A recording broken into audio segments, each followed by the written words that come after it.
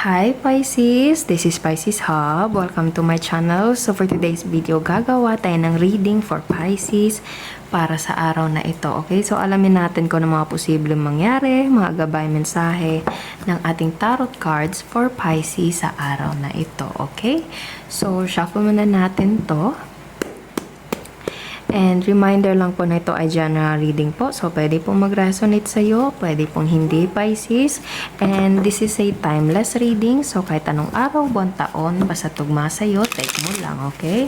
And welcome po ang lahat ng gender, babae, lalaki, LGBT, ay pwede po ito sa lahat po, okay? Kahit sino, basta tugma, take lang. Okay. And shuffle din natin to. Alamin natin kung ano yung message for Pisces sa araw na ito. Okay.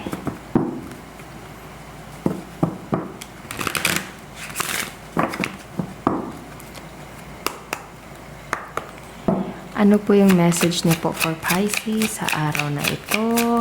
Mga gabay mensahe, mga posibleng mangyari for Pisces sa araw na ito. Any messages po for Pisces sa araw na ito po? Mga gabay mensahe for Pisces sa araw na ito.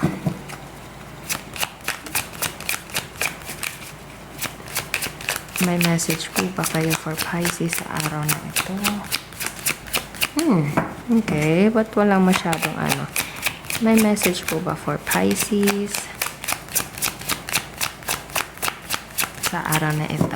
Okay, so gamitin muna natin to. And mamaya gagamitin natin to for messages. Kung meron ibibigay ang ating tarot card.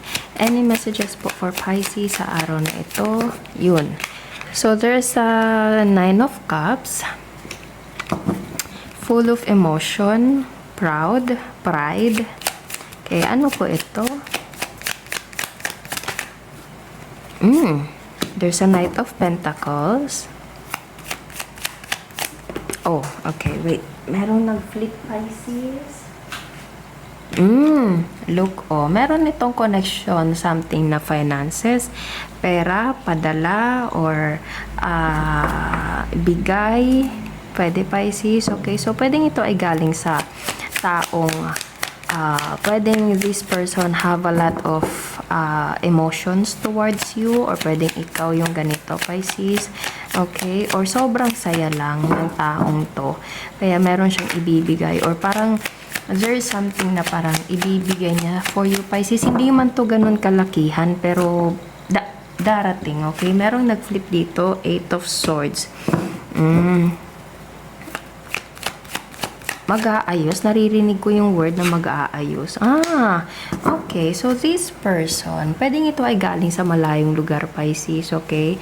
Or merong distansya sa inyong dalawa, especially kung dadaan sa dagat, okay? Kasi meron tayo ditong 3 of Wands. And napapansin nyo, Pisces, yung taong nandito is, nandito siya sa kabilang parang isla, tapos may dagat, may mga barko pa, okay? Tapos nakatanaw siya doon, okay? So, this person wants to go to that or yung attention niya, yung puso niya, Pisces, is nandun sa kabilang dulo, okay, or sa kabilang lugar na medyo malayo sa kanya. So pwedeng ikaw ay ito yung ikaw yung iniisip ng taong to, Pisces, okay? Kumbaga pwedeng naririnig ko yung word na long distance, okay? So pwedeng relationship, pwedeng mahal mo sa buhay, or like parang anong tawag nito, medyo may kalayuan lang, okay, na distansya sa inyong dalawa. And this person have a lot of emotions towards you, Pisces, so this person have something to give to you, okay? And pwedeng nag-o-overthink itong taong to, or pwedeng ikaw yung nag-o-overthink, Pisces, okay? So this person have a lot of like emotions, and at the same time siya, parang pwedeng naririnig ko yung word na family, pwedeng family member, Pisces. I think kailangan mong kumustahin itong taong to, Pisces, ano, kung mahal mo to sa buhay, pwedeng family member, nanay, tatay, kapatid, anak, okay, or pwedeng ikaw yung nasa ibang bansa. So take nyo lang kung saan po mag-resonate, pero this person, like, nakikita mo siyang ano, or nakikita ka nilang masaya, Pisces, abundant, okay? Andito ito yung meaning, ito yung energy na binibigay ng Nine of Cups dito. And pwedeng nagpapadala ka sa mga taong mahal mo, okay? Nagbibigay ka sa kanila, pero at the same time, meron kang inner thing na hindi mo sinasabi sa ibang tao, or sa mga mahal mo sa buhay, or sa family member, or someone na mahal mo, pwedeng asawa mo, Pisces, ano. So, I think kailangan mo lang sigurong kausapin, kumustahin, okay, or pwede mag-open up ka sa mga taong nagmamahal sa'yo, Pisces, okay, na para malaman din nila kung ano yung totoong nararamdaman mo, okay. Naririnig ko yung word na OFW, and mahirap talaga para sa taong medyo malayo na mapag-isa, especially kung nagtatabaho sa ibang bansa, Pisces. So, kung meron kang kapamilya, asawa, magulang, anak, kapatid na nasa ibang bansa, Pisces, siguro kumustahin mo lang sila, okay? Kasi, this person is parang mapagbigay, okay? Ginagawa niya yung responsibilities niya, Pisces, okay? Kasi meron tayo dito Knight of Cups, kasi mahal nila kayo, or mahal ka niya, okay? Or mahal mo sila, Pisces, okay? You are giving to these people or person sa makakaya mo. Hindi man ganun kabilis, pero pakonti-konti, okay? Kumbaga, nagbibigay, okay? Meron tayo ditong Knight of Pentacles, which is slow moving. Slow moving siya, pero gagawin at gagawin, okay? And nakikita nyo, meron siyang dala dito, and ibibigay nito sa'yo, okay? And siguro meron siyang iniisip, or meron kang iniisip, okay? Pero this person, the heart is in that place na kung saan siya nagpapadala, which is his or her hometown, or kung saan yung mga taong nandoon nakatira, doon yung puso niya, Pisces, or ganun ka. Okay, so siguro kung ikaw tong nasa ibang bansa, siguro try to communicate with them, Pisces, ano. Pero naiintindihan ko kung bakit siguro ayaw mo silang mag-alala, okay, pero yeah, just be little open to them, okay? Kasi pamilya mo sila, asawa mo siya, mahal ka niya, mahal ka nila, okay? So, take nyo lang po kung saan po saan po mag-resonate. Pwede po to sa vice versa po, okay? So, ano pa yung dagdag message po for Pisces? This is a reading for someone na nakatira sa malayong lugar, and pwedeng ito ay someone na anong tawag nito? Breadwinner, okay? Pero this person have a lot of emotions towards these people na nasa ibang bansa, okay? Nasa ibang lugar. So, pwedeng family, okay? Yes, this person is wealthy, okay? Wealthy sa buhay, and at the same time, wealthy sa pagmamahal, okay? Kasi meron tayo ditong wealthy, and napapansin nyo, pareho sila dito, okay? So, alam mo na mahal mo itong mahal ka niya, okay? Or alam ng mga taong to na mahal mo sila, Pisces, okay? There's a masculine man, so pwedeng nakatira ito sa malayong lugar, okay?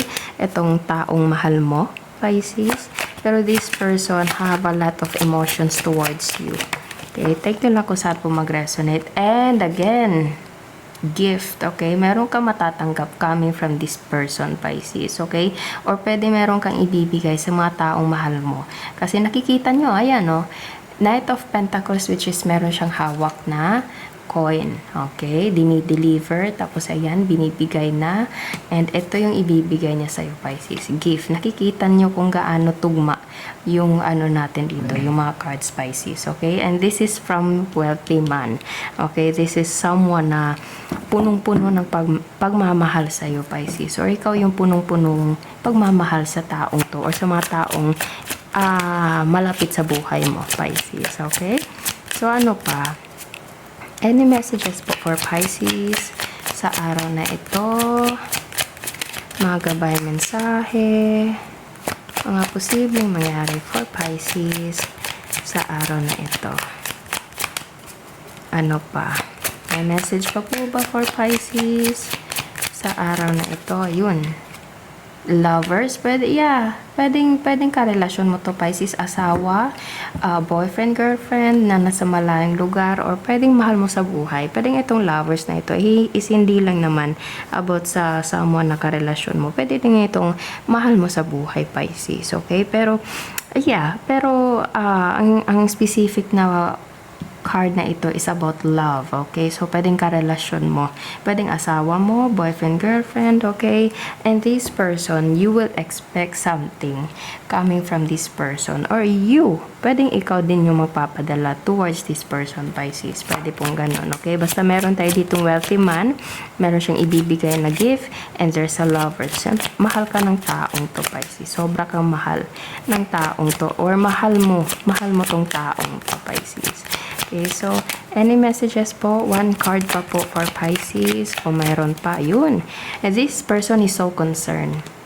Uunahin ka ng taong to, Pisces. Uunahin ka niya. Kumbaga, this person will put you in a pedestal, Pisces. Mahal ka ng taong to. Sobra kang mahal ng taong to. Kumbaga, iaangat ka niya. This person will just give everything for you, Pisces. Or ikaw yung ganito.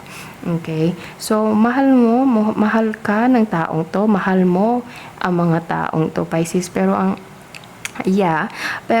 yung reading na ito is someone from afar. So, pwedeng ito ay nasa ibang bansa, nasa ibang lugar. Naririnig ko kanina yung OFW, long distance relationship, okay?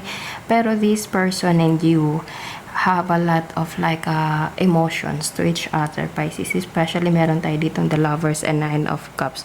Okay, cups is all about emotions. And nakikita nyo kung gaano karami yung cups na nasa likod ng taong to. So, punong-puno ng pagmamahal. And this person have a lot of thinking towards you or for you. Ayan, nakikita nyo, nakahawak siya sa bibig niya. And ito, nakaganito, okay?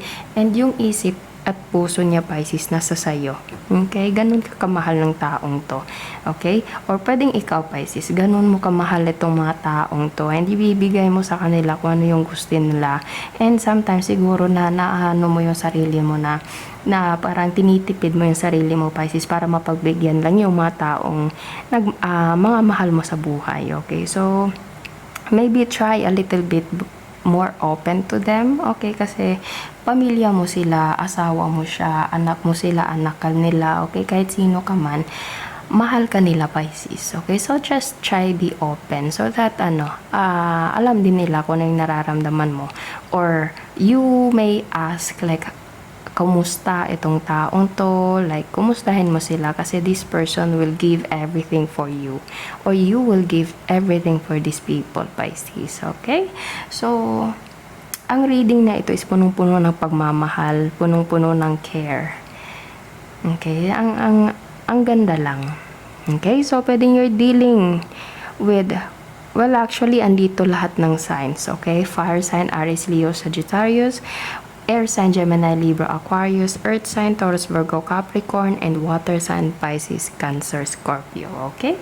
So, yun po ang ating reading for Pisces sa araw na ito. Naway nagustuhan nyo po. Huwag nyo po sanang kalimutan na mag-like at mag-subscribe po sa ating channel. And click the bell button para ma-notify po kayo sa next videos na i-upload natin. Okay? So, thank you, Pisces, and God bless!